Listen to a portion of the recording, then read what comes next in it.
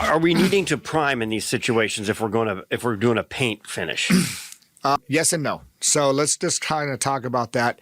Depending on the conditions, upgraded, new graded, or old, if it's an older oak or any type of a wood cabinet that was originally stained, yes, we would have to do a primer. A lot of times the tenon will come through when you do a water-based type primer. So we'll use like a shellac product. It's pretty standard. It's just an oil-based. You get your Zinzers or your Kills. They're an oil-based primer. They just lock it away. And generally, you can get away with a couple of coats of that because what you want to do is you want to just stop that from bleeding back through. We've had it happen many a times where you'd use your water base, and once you trap that in there, the water base is just causing it to feed.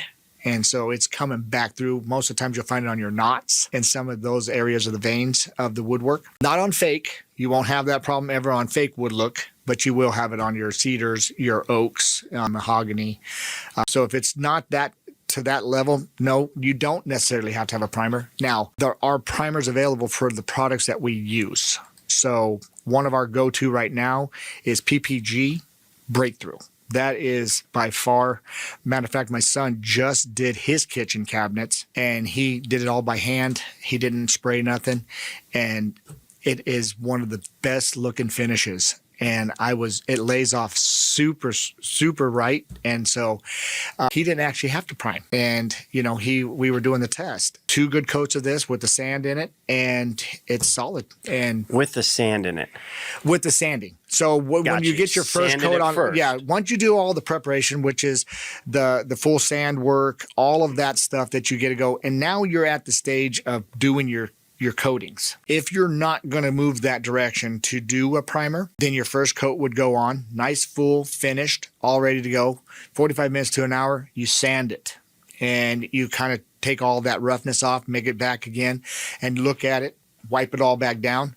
Then you put your final top coat on it, let it dry for another hour. You're putting the cabinets back on. So this product is exactly what it is. That one and Deco Glow by Dunn Edwards. Those are the 2 that we really promote because of one factor that's different than the Sherwin-Williams. These can all be applied by brush and roll. They do not have to be sprayed. Now the Gallery from Sherwin-Williams, it is a design product to be sprayed and sprayed only. So it is a higher finish of cabinet painting, and due to that, you can't touch it up. And I know that because you need you got to have the spray skill craftsmanship. You could touch it up, but you just got to go back through it with a spray gun. And so you got to get a little VOC in there, little handgun, and you can do some touch-ups that way. But you shouldn't be having to touch up with that product. So now, with that being said, we like to keep it pretty reasonable to where we can get back in there and do some touch-ups if ever required. Let's just face it, if you don't have handles, you don't have pulls, knobs, if you don't have those type of things, a lot of the jewelry that you wear on your hands